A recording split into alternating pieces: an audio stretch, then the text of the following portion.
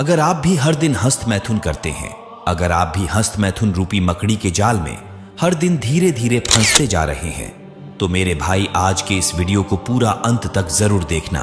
मैं आपको गारंटी देता हूं कि आप आज के बाद दोबारा कभी भी हस्त मैथुन के बारे में करना तो दूर, हस्त मैथुन के बारे में सोचना भी बंद कर देंगे। यह वादा है मेरा आपसे। बस शर्त इतना है कि वीडियो को पूरा ध्यान से जरूर देखना। आज के बाद आप हिलाना बंद कर दोगे। तो चलिए शुरू करते हैं आज के इस वीडियो को। पश्चिम बंगाल के बांकुड़ा जिला में एक समर नाम का लड़का रहता था। समर घर में 2 भाई थे, लेकिन समर का बड़ा भाई किसी दूसरे शहर में एक प्राइवेट कंपनी में जॉब करते थे। लेकिन समर की भाभी समर के साथ घर पर रहती थी। माँ बाप के गुजर जाने के बाद समर का पूरा देखभाल उसका बड़े भाई और उसकी भाभी ही करती थी। समर जब क्लास 8 में पढ़ता था, तब वो एक साधारण और बहुत ही अच्छा लड़का था। पढ़ाई भी समर पूरे मन लगाकर करता था। फिर 1 साल बाद वह जब क्लास 9 में पहुंचा, तब उसकी दोस्ती एक विनोद नाम के लड़के साथ हुई। विनोद एक बिगड़ा हुआ लड़का था। तो एक दिन विनोद और समर स्कूल में लंच कर रहे थे। तब विनोद समर से कहता है कि समर भाई, क्या तुझे कॉर्न वीडियो के बारे में पता है? समर इससे पहले कॉर्न के बारे में कुछ भी नहीं जानता था, तो उसने भी पूछ ही लिया कि भाई, ये कॉर्न क्या होता है? मैं तो ये पहली बार सुन रहा हूं, क्या तू मुझे इसके बारे में थोड़ा डिटेल्स में बताएगा?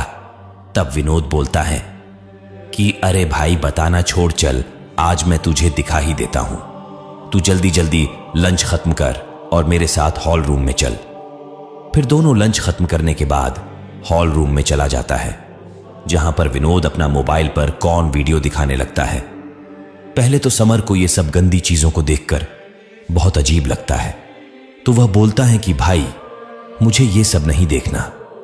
पर विनोद उसे बोलता है कि भाई, तू थोड़ी देर देख ले, फिर तुझे मैं जन्नत का सैर करवाऊंगा। विनोद की बातों में आकर वो उसके मोबाइल में कॉर्न वीडियो देखने लगता है। धीरे धीरे समर का खड़ा होने लगता है। फिर विनोद उसे कॉर्न दिखाने के बाद हिलाने के लिए बोलता है। फिर दोनों मिलकर हिलाने लगता है।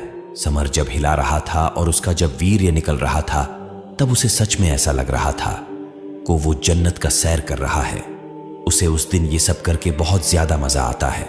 उसे उस दिन ऐसा लग रहा था कि इससे बढ़कर दुनिया में किसी चीज में मजा ही नहीं है। तो वो घर जाकर रात में फिर से 2-3 बार हस्त मैथुन करता है। उस दिन के बाद समर के धीरे धीरे इस गंदी चीज का आदत लगने लगा। अब वो हर रात 2 से 3 बार हस्त मैथुन करने लगा और कॉर्न वीडियो देखने लगा।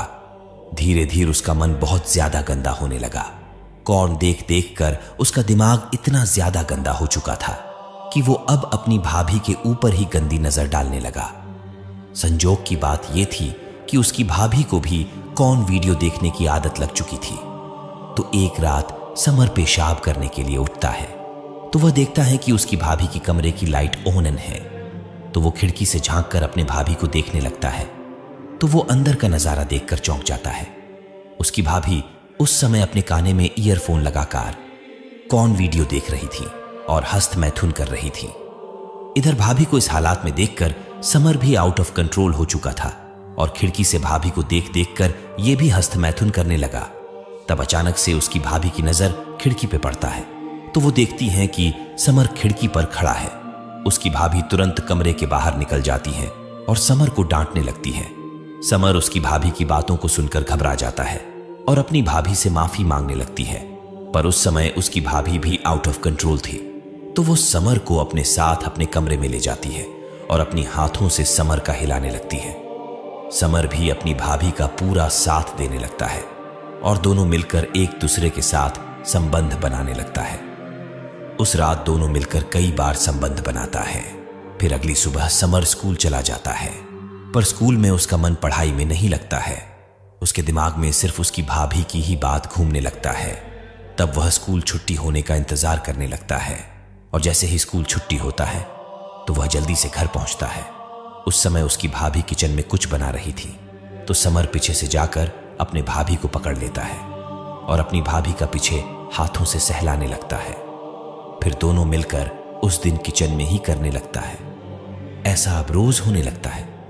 कभी किचन तो कभी बेडरूम तो कभी वॉशरूम। ऐसा लगभग 1 साल तक चलता है।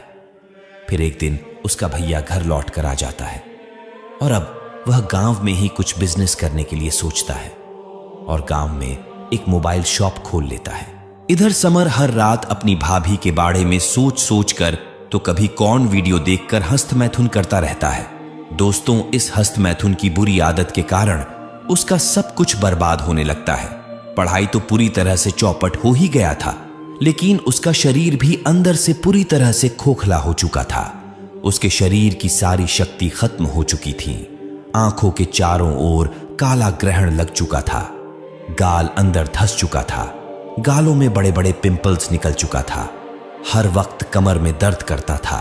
कुछ भी खाता था तो पेट में गैस बन जाता था। सीने में जलन भी होने लगता था। अपने से बड़ों के सामने मुंह उठाकर बात भी नहीं कर पाता था। उसके मन में हर वक्त अब एक ही बात घूमता था कि शायद वो कोई बहुत बड़ा पाप कर चुका है। इसलिए उसे कभी कभी आत्महत्या का भी ख्याल आने लगता था। वो पूरी तरह से डिप्रेशन का शिकार हो चुका था। हर वक्त घर में ही पड़ा रहता था। उसे समझ नहीं आता है कि उसके साथ ये सब हो क्यों रहा है। समर इस बात से बिल्कुल अनजान था। उसकी इस हालात का एकमात्र कारण हस्तमैथुन ही है। फिर समर एक दिन किसी को बिन बताए अपना घर छोड़कर चला जाता है और घूमते घूमते नेपाल के एक बौद्ध आश्रम में पहुंचता है। वहां पहुंचकर वह संन्यास लेने का मन बना लेता है, पर उसने जो पहले गलत काम किया था उसके कारण उसका मन हर वक्त अशांत रहता था। तो एक दिन वह आश्रम के बगीचे में बैठकर रो रहा था और अपने आप को बहुत ज्यादा कोस रहा था कि मुझसे ऐसा किया गलत हो गया है, जिससे आज मेरी ऐसी हालात हो गई है। तब उस आश्रम के गुरुजी उसके पास जाते हैं और उससे उसका रोने का कारण पूछते हैं। तब समर गुरुजी से कहता है कि गुरुजी, मुझे खुद कुछ भी समझ नहीं आ रहा है कि मेरे हालात की असली वजह क्या है।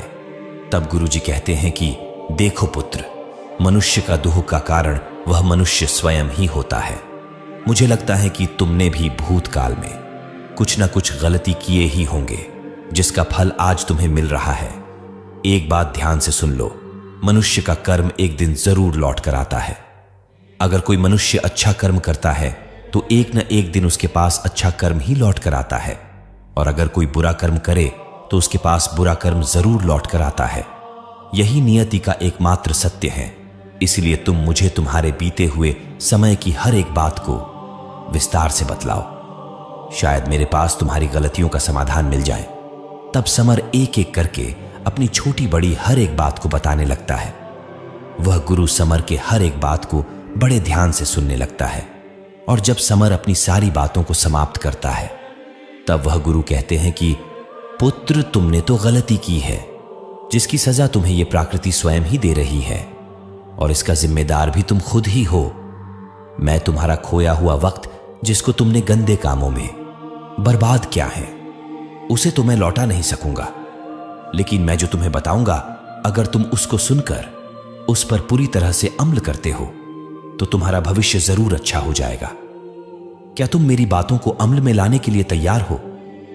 समर बिना किसी हिचकिचाहट के गुरुजी के बातों पर हामी भर देते हैं। तब गुरुजी कहते हैं कि हमारा धर्म ग्रंथ कहता है कि वीर्य का असली अर्थ ही धैर्य है। इसलिए जो भी मनुष्य अपने जन्म से लेकर 25 वर्षों तक अपने मूल्यवान वीर्य को अपनी शरीर में धारण करता है, अपनी वीर्य की रक्षा करता है, तो वह मनुष्य इस मृत्यु लोक में भी देवतुल्य बन जाता है। फिर उसे इस संसार में कोई भी किसी भी कार्य में कभी भी पराजित नहीं कर सकता। अगर एक वीर्यवान मनुष्य के सामने पर्वत जैसा संकट भी आ जाए ना, तो भी वह मनुष्य कभी भी उस संकट की देखकर कभी भी विचलित नहीं होता। जैसे एक दीपक तब तक जलता है जब तक उस दीपक में तेल होता है, उसी प्रकार एक मनुष्य तब तक जीवित रहता है जब तक उस मनुष्य के शरीर में रक्त तथा वीर्य रहता है। जिस प्रकार एक नदी को पार करने का सर्वश्रेष्ठ साधन नौका ही है, उसी प्रकार इस भव सागर से पार होने का एकमात्र साधन ब्रह्मचर्य ही है। इसलिए हे पुत्र, प्रत्येक मनुष्य का सबसे पहला धर्म यही है कि वह अपने जीवन का एक भाग समय में ब्रह्मचर्य का पालन जरूर करे। इसी में उसका भलाई है। पर आज के बालक बालिका गलत संगत में पड़कर अपने सबसे मूल्यवान वीर्य को पानी की तरह बहा रहे हैं। खैर, सबकी अपनी मर्जी है, जिसे जो ठीक लगे वह उस चीज को करे। मेरा काम समझाने का था, उसे मैंने पूरी शिद्दत से समझाया। आगे तुम्हारी मर्जी की तुम क्या करोगे। तब समर को सारा खेल समझ आ जाता है कि उसके इस दुख का असली कारण क्या है, और फिर वह उस गुरुजी के चरणों में गिरकर सौगंध लेता है। हे गुरुदेव, मैं आज से आपको वचन देता हूं कि मैं आज के बाद कभी भी हस्तमैथुन नहीं करूंगा और न ही किसी स्त्री के प्रति अपने मन में गलत विचार रखूंगा। फिर धीरे धीरे समर गुरुजी की बातों को पूरी तरह से अपने जीवन में अप्लाई करता है और धीरे धीरे वह अपने गांव का सबसे महान व्यक्ति बन जाता है। इसी के साथ हम आज के इस वीडियो को यहीं पर समाप्त करते हैं। उम्मीद करता हूं कि वीडियो की जानकारी आपको अच्छी लगी होगी, तो वीडियो को एक लाइक जरूर करें। साथ ही अगर आज के इस वीडियो से रिलेटेड कोई शिकायत या सुझाव हो तो उसे कमेंट में जरूर लिखें। हम आपके हर एक कमेंट का जवाब जरूर देंगे। और अगर आपने आज के इस वीडियो को पूरा अंत तक देख लिया है तो आपका बहुत बहुत धन्यवाद।